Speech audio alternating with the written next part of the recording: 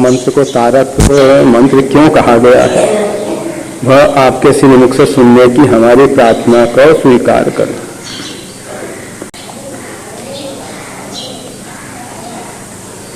मंत्र परम लघुदास बस। मंत्र देवताओं की तुलना में बहुत छोटा होता है। देवता बड़े होते हैं परंतु उनका मंत्र छोटा होता है। मंत्र परम लघु बहुत छोटा होता है, परंतु वो मंत्र जो है देवताओं को अपने बस में कर लेता है। अब यहाँ जो मंत्र कहा गया है, जिसके अधीन विधि हरि हर ब्रह्मा विष्णु महेश है, वो ऐसा कौन सा मंत्र है जो परम लघु है और जिसके अधीन ब्रह्मा विष्णु महेश है? तो उस विषय में ऐसा प्रतीत होता है। उस मंत्र को यहाँ स्पष्ट खोल के तो नहीं कहा गया, परंतु कहा जा रहा है विधि हरि हर सुर सर्व, उसके अधीन ब्रह्मा विष्णु महेश और सभी देवता हैं। तो ऐसा मंत्र हम सबको लगता है ओम। आ उ म, जो उसकी 3 मात्राएं कही जाती हैं। ब्रह्मा विष्णु महेश इस ओंकार के अधीन हैं और इसके साथ साथ जितने अन्य देवता हैं वह भी सब इस ओंकार में ही समाये हुए हैं। ओंकार जो है परमात्मा की प्रथम अभिव्यक्ति है। जब परमात्मा ने संकल्प किया, अर्थात शुद्ध चिदाकाश में, शुद्ध चिन्मय आकाश में एक संकल्प स्फुरित हुआ, एक अहम बहुश्याम। उस समय सिर्फ शून्य था, कुछ नहीं था, वहां शून्य था, महाशून्य। उसमें वो चिदाकाश, चैतन्य आकाश प्रकट हुआ, शुद्ध चिदाकाश प्रकट। और उसमें जब अहम की संवेदना का स्फुरन हुआ तो एक नाद, सबसे पहले नाद सृष्टि हुई। बिंदु सृष्टि बाद में होती है, पहले नाद सृष्टि होती है। तो एक ध्वनि प्रकट हुई। वो ध्वनि जो है योगी सुनते हैं और भक्त जब एकाग्रचित होके परमात्मा के ध्यान में डूबते हैं तो वो ध्वनि उनको सुनाई देती है। ये ध्वनि जो है अनाहत है, आघात के द्वारा पैदा नहीं हो रही है। साधारण जो शब्द हैं वो आघात के द्वारा पैदा होते हैं। वायु में जीव के द्वारा आघात होता है, कंपन पैदा किए जाते हैं, तरंगें आंदोलित होती हैं। वो तरंगें जब हमारे कान के पर्दे पर जाके टकराती हैं तो मस्तिष्क में उसका अनुभव होता है, जो पहले से संस्कार भरे हुए हैं कि ये अक्षर है, तो हम उस अक्षर को उस रूप में सुन लेते हैं। तो ये ध्वनि की बात हो रही है। परंतु जो ओंकार की ध्वनि है, जिसको उद्गीत कहा जाता है, जो हमारे को उत्थान की ओर ले जाने वाला गीत है, उसको प्रणव कहा जाता है। वो प्रतिष्ठ करके नवीन है। उसकी सबसे बड़ी विशेषता ये है, जैसे गंगा को हम देखते हैं तो लगता है कि गंगा एक ही रूप में बह रही है, परंतु जब हाथ में हम जल लेते हैं तो पाते हैं कि जो जल अभी लिया है, जब दोबारा से लेंगे तो दूसरा जल आएगा, तीसरी बार लेंगे तीसरा आएगा। मतलब नित्य नूतन है, गंगा नित्य नूतन है, हमेशा नूतन ही नूतन रहती है। इसी प्रकार से ये जो प्रणव शब्द है, ओंकार शब्द है, ये नित्य नूतन है, इसलिए उसको कहते हैं प्रणव, प्रतिष्ठ करके नव, मतलब हमेशा नवीनता आती है। ये पूर्णांक है, ये पूर्ण है, अपने आप में परिपूर्ण है। ऋषियों ने इसको परमात्मा का वाचक कहा। ये परमात्मा को संबोधन करने के लिए एक नाम है। जैसे हमने अपने आप को संबोधन करने के लिए एक नाम रख लिया, मैं। आप सबने हमको नाम संबोधन करने के लिए कोई ने कहा श्री राम कहा, कोई ने कहा अभिराम कहा, कोई ने कहा अभिराम दास कहा, आदि आदि। तो इस प्रकार से संबोधन के लिए नाम रख लिए जाते हैं। इसी प्रकार से ऋषियों ने जो प्रथम अनाहत शब्द था, जो बिना आघात के पैदा होने वाला शब्द था, उसको अनहद कहा। अनहद क्यों कहा? क्योंकि वो सीमाओं से परे है, सीमाओं में आबद्ध नहीं किया जा सकता, उसको बांधा नहीं जा सकता। तो ऐसा जो ओंकार शब्द है, उसमें सारी सृष्टि समाई हुई है। सृष्टि का स्थूल स्वरूप भगवान विष्णु के जो सहस्त्र नाम है, उसमें पहला आता है ओम, दूसरा आता है विश्व, ओम विश्वम।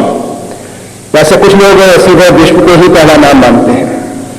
तो ये परमात्मा की जो अभिव्यक्ति हुई, पहले ओंकार के रूप में हुई, फिर उसके बाद विश्व के रूप में हुई। जब योगी एकाग्रचित्त बैठता है, आसन पर बैठता है, चित्त को एकाग्र करता है, तो उसको शरीर के अंदर होने वाली जो ध्वनियां हैं, ये शरीर के अंदर भिन्न भिन्न चक्र है, शरीर में वायु का संचरण होता रहता है। वो चक्रों पे वायु का संकुचन और विकिरण होता है। उस संकुचन और विकिरण से एक नाद पैदा होता है, जिसको बीजाक्षर मंत्र कहा जाता है। जिस जिस चक्र पे जिस प्रकार का संकुचन और विकिरण होता है, उससे जो नाद पैदा होता है, उसको वहां का बीजाक्षर कहा जाता है। एक विशेष प्रकार की आकृति बनती है कमल के रूप में, उसको वो चक्र कहा जाता है, कमल कहा जाता है। जब इन चक्रों का भेदन करके सहस्त्रदल कमल में जीव पहुंचता है, सूरत पहुंचती है, चिति शक्ति पहुंचती है, तो वहां ओंकार की ध्वनि सुनाई देती है। वहां वायु का संकुचन और विकिरण नहीं है, वहां वो सहज ध्वनि हो रही है।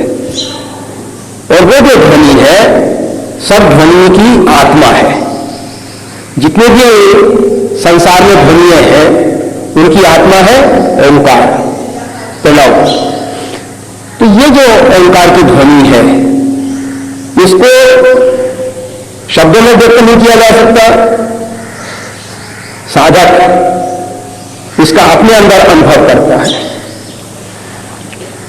और जब उसका एक बार अनुभव हो जाता है, तो आप जब पक्षियों का कोलाहल सुनेंगे, उसमें वो ध्वनि आपको दिखाई देगी। आप जब वेद की ऋचाओं का गान सुनेंगे, तो उसमें वो ध्वनि सुनाई देगी। सब ध्वनियों में वो ध्वनि आत्मा के रूप में है,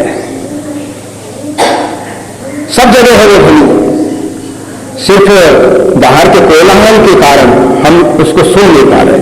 हमारे अंदर बहुत कोलाहल हो रहा है, बाहर भी बहुत कोलाहल हो रहा है, और इतना अधिक कोलाहल है कि हम उस ध्वनि को अभी पकड़ नहीं पा रहे हैं। तो जब साधक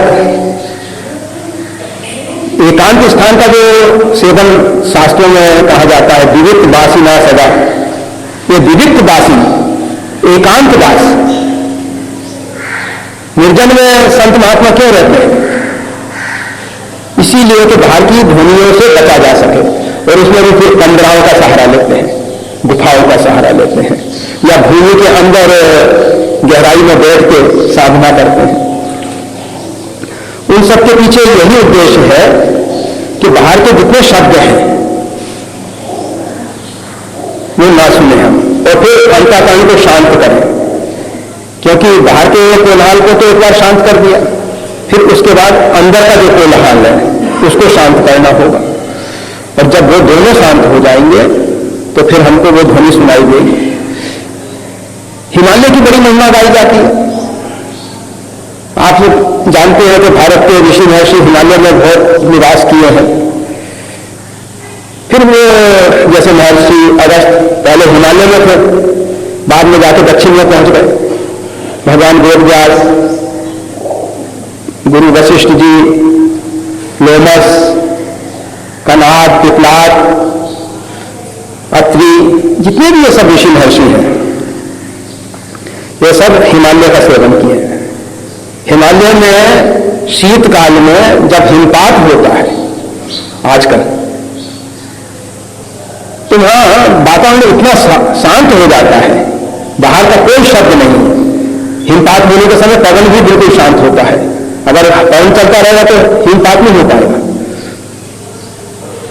बिल्कुल वातावरण शांत हो जाता है। और उसमें फिर योगी अपने चित्त को शांत करके उस ध्वनि को आसानी से सुन सकता है। इसलिए हिमालय की महिमा, वैसे बहुत से कारण हैं, खाली एक कारण यह बताया गया।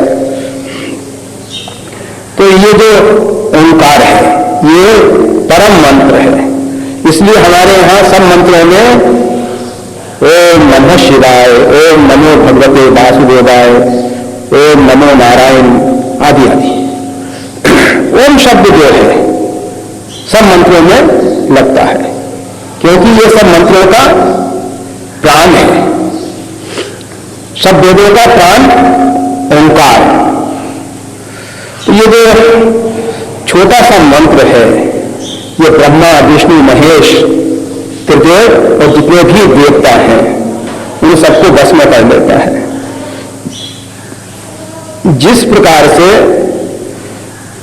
महामत गजराज कहूं बसकर अंकुश खर, एक छोटा सा अंकुश एक मतवाले हाथी को बस में कर सकता है। अंकुश छोटा सा होता है, बहुत बड़ा नहीं होता, परंतु हाथी इतना विशाल है, उसको बस में कर लेता है। ये हम सबके लिए एक बहुत अच्छी प्रेरणा है।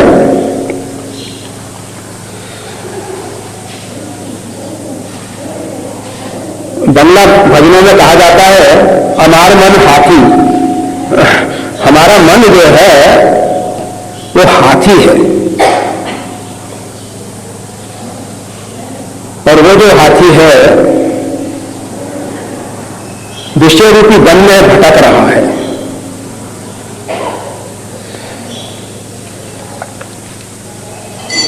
अगर अंकुश महावत के हाथ में हो, महावत यहां जीवात्मा, जीवात्मा के पास अंकुश हो अर्थात मंत्र हो, तो इस मन को बस में किया जा सकता है। बहुत सरल उपाय है। आप सब भगवान के चरणों के चिन्ह का ध्यान करते हैं, उसमें एक अंकुश का चिन्ह है। वो अंकुश का चिन्ह का जो ध्यान किया जाता है तो वो हमारे मतवाले मन को जो विषयों में भटक रहा था उससे रोककर सही दिशा दे सकते हैं। जैसे महावत नारायण जो है, हाथी जब इधर उधर भटकता है तो अंकुश के सहारे उसको सही दिशा देता है कि इस दिशा में चलो। तो वो हाथी जो है महावत की इच्छा अनुसार चलने लग जाता है। इसी प्रकार से हमारा मन जो है अंकुश के द्वारा बस में किया जाता है। अंकुश भगवान का मंत्र, और उसके द्वारा बस में करके इसको हम सही दिशा दे सकते हैं। सही दिशा अर्थात परमार्थ पथ पे ले जा सकते हैं। जो जीवन का परम अर्थ है, परमार्थ, राम ब्रह्म परमार्थ रूपा, परमात्मा श्री राम जो है वो साक्षात परमार्थ रूप है। तो मंत्र रूपी अंकुश से जीवात्मा जो है अपने मन रूपी हाथी को परमार्थ पथ में ले जाता है, ले जा सकता है। अब ये आपके ऊपर निर्भर है। परमात्मा ने तो सब कुछ दे दिया, साधन धाम मोक्ष कर द्वारा आपको ये शरीर दिया, आपको सद्बुद्धि दी, आपको सब कुछ दिया परमात्मा ने। अब आपके ऊपर है कि आप इन सब साधनों का क्या उपयोग करते हो। आप इन सब साधनों को पाके परमानंद की प्राप्ति भी कर सकते हो और विषयानंदों में भटकते हुए नाना प्रकार से दुख क्लेश आदि व्याधि का सामना कर सकते हो। ये आपके ऊपर निर्भर करेगा कि आप किसको पसंद करते हो। आप चिंता, भय, उद्वेग, अशांति चाहते हो अथवा शांति चाहते हो। अगर आप शांति चाहते हैं तो इसके लिए एकमात्र उपाय है परमार्थ पथ पे चले हम। अगर हम परमार्थ पथ से भटक जाएंगे तो शांति मिलने वाली नहीं। मन कर विषय अनल बन जरई होई सुखी जो यही सर कर। गोस्वामी तुलसीदास जी हम सबको एक बहुत बहुत महत्वपूर्ण बात बता रहे हैं। ये मन क्योंकि जो हाथी है वो विषय रूपी वन में भटक रहा है और उसमें आग लगी हुई है। उस आग में हम जल रहे हैं। अगर कोई जलाशय मिल जाए,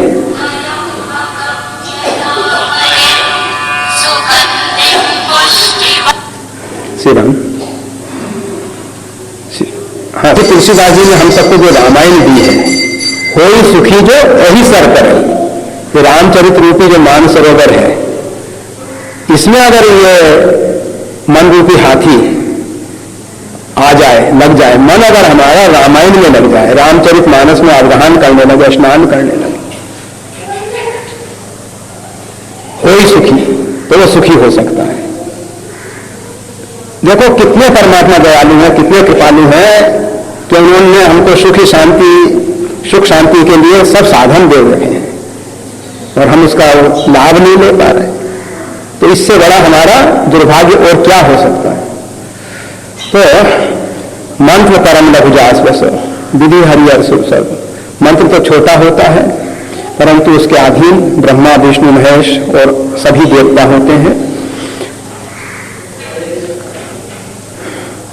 महामत गजराज कहूं बसकर अंकुश खर्ब, एक छोटा सा अंकुश जो है वो मतवाले हाथी को बस में कर लेता है।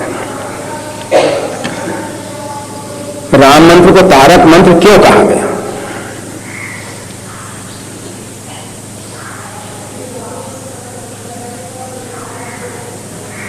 राम शब्द का अर्थ आप जानते हैं, हम सब इनके साथ एक शब्द और जोड़ लेते हैं, परमात्मा श्री राम। जो आत्माओं की भी आत्मा है, ऐसे जो परमात्मा है वो है श्री राम। जो चराचर में रमन करने वाले हैं वो है श्री राम। जो प्राण के प्राण हैं वो है श्री राम। जिनमें योगी रमन करते हैं वो है श्री राम। तो उनका जो मंत्र है, जैसा ऊपर कहा गया, मंत्र छोटा होता है परंतु देवताओं को अपने बस में कर लेता है। इसी प्रकार से जो राम मंत्र है ये परमात्मा को बस में कर लेता है। परमात्मा श्री राम जो है, जब वो परमात्मा के कोई व्यक्ति शरणापन हो जाता है, उसकी शरण में आ जाता है, तो परमात्मा उसके बस में हो जाते हैं। राम मंत्र के द्वारा परमात्मा की शरणागति कही जाती है। और जब परमात्मा यद पाद प्लव मेघ मेघी भवाम्बो देस्थिति ईर्षावताम,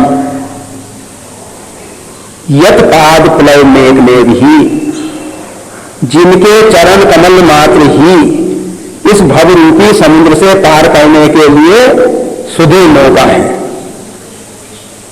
और कोई दूसरा उपाय है, यद पाद पल्लव मेघ मेघ ही, एकमात्र परमात्मा के जो चरण हैं वो ही इस भवरूपी समुद्र से पार करने के लिए सुदृढ़ मौका है, मजबूत मौका है।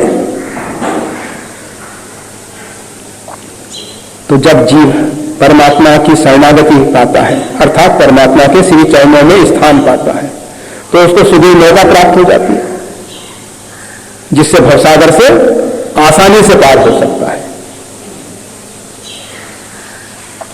तो ये जो राम मंत्र है ये भवसागर से पार करने वाला है, तारने वाला है। यहां हम सब ने लिख रखा है तरई न बिन से मन स्वामी राम नमामि नमामि नमामि। तरई न बिन से मन स्वामी, एक दावे के साथ कहा जाता है, दृढ़तापूर्वक कहा जाता है, बिना भगवान की आराधना उपासना के, बिना भगवान की शरणागति के भवसागर से तरा नहीं जा सकता। इसलिए परमात्मा को बारंबार नमस्कार है, नमस्कार है। नमामि अर्थात मैं नमस्कार करता हूं। तो ये जो भगवान का मंत्र है, इसको मंत्र राज कहा जाता है, क्योंकि ये मंत्रों का राजा है, सर्वोपरि। इसको तारक मंत्र कहा जाता है, क्योंकि ये तारने वाला है, भवसागर से तारने वाला है। भवसागर में जीव डूब रहा है, इसमें जो नाना प्रकार से जलचरों से ये परेशान हो रहा है, जलचर इसकी तरफ खाने को दौड़ रहे हैं, ये काम क्रोध मद लोभ सब इत्यादि जो है, ये सब जलचर इसकी तरफ दौड़ रहे हैं खाने के लिए। और ऐसी परिस्थितियों में इसको एक मौका मिल जाए और जब राम मंत्र का अवलंब ले लिया जाता है तो परमात्मा उस साधक को अपने हाथ से उठा के नाव में बैठा लेते हैं। ये परमात्मा की दयालुता है, कृपालुता है। फिर उसको ये सब जलचरों का भय नहीं होता, सुदृढ़ मौका है, मजबूत मौका है। ये नहीं कि उसको उठा के कोई जलचर फेंक सके, ऐसी मजबूत मौका है।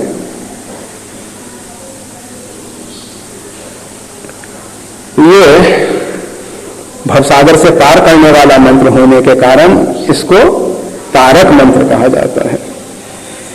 ये जो भव है, भव शब्द का अर्थ होता है होना।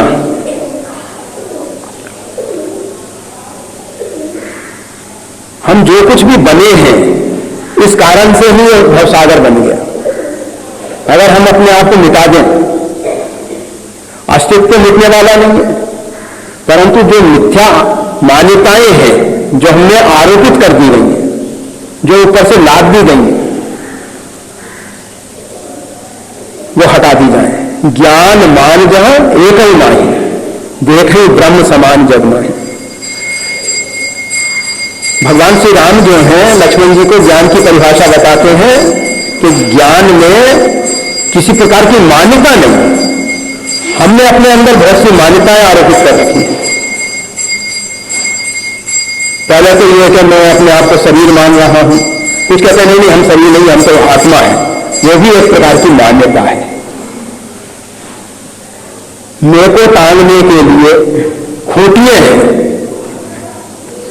जिस पे आप मेरे को टांगते हो। ये शरीर, मन, बुद्धि, ये सब खूंटियां हैं जिस पे आप अपने मेरे को टांग देते हो। तो ये सब मान्यताएं गिर जाएं, खूंटियां खत्म हो जाए, टांगने का स्थान ही ना रहे जिस पे आप इसमें को टांग सको। उसके बाद आपको सर्वत्र जो है उसको किसी विशेष नाम से संबोधित नहीं किया जा सकता, फिर भी हमारे महापुरुषों ने एक परंपरागत उसको ब्रह्म के रूप में स्वीकार किया है। तो कहते हैं देखिए ब्रह्म समान जग माही। उस ब्रह्म को, उस परमात्मा को सब जगह समान रूप में देखते हैं। वो ब्रह्म ही ब्रह्म भरा हुआ है। पूर्णमदः पूर्णमिदं पूर्णात् पूर्णमुदच्यते। वो पूर्ण से परिपूर्ण है, सारी सृष्टि उस पूर्ण से परिपूर्ण है। तो जिसको इस प्रकार का बोध हो जाता है तो फिर उसको ये तरना और ताड़ने वाली बात ही नहीं रहती। किससे तरेगा, कहां तरेगा, दूसरा कुछ है ही नहीं। तो सिर्फ एक भ्रम पैदा हो गया था। कल एक वो प्रोजेक्टर लेके आए थे, उसमें क्या था, बहुत से चित्र दिखाई दे रहे थे, समाचार आ रहा था। वो चित्र किससे बन रहे हैं, धूप और छाया का, प्रकाश और छाया का खेल है वो। और कुछ नहीं है, सिर्फ प्रकाश और छाया के द्वारा वो भिन्न भिन्न आकृतियां बन गई। तो ये सृष्टि में वो जो परमात्मा है और छाया माया, ये दोनों के मिलने से ये सब रूप बन जाते हैं।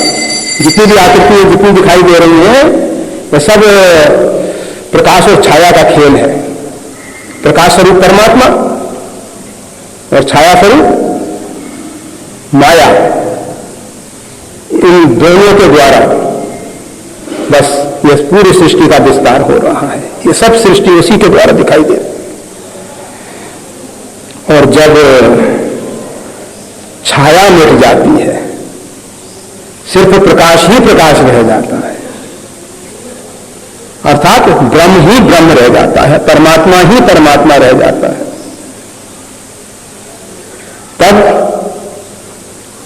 करने और कायने वाली बात ही खत्म हो जाती है। परंतु जब तक भ्रम है, मोह है, तब तक ये कायने वाली बात की जाती है। और जब तक मोह है तब तक ही तारक मंत्र की जरूरत है। जब मोह से निवृत्ति हुई फिर तो बस एक ओंकार वाहेगुरु, एक ओंकार वाहेगुरु वाहेगुरु वाहेगुरु। तो एक मात्र परमात्मा और परमात्मा तक पहुंचने का माध्यम वाहेगुरु, बस यही रह जाता है। और आगे बढ़ते हैं तो वाहेगुरु भी ओंकार में भी लीन हो जाते हैं। तो कहने का मतलब यह है कि ये जो तारक मंत्र है, इसको राम मंत्र को तारक मंत्र क्यों कहा जाता है? क्योंकि ये हमारे जीवन में जो भ्रांत धारणाएं हैं, जो मोहजनित धारणाएं हैं, उनको गिरा देने वाला है, उनको हटा देने वाला है। ये साक्षात परम प्रकाश स्वरूप है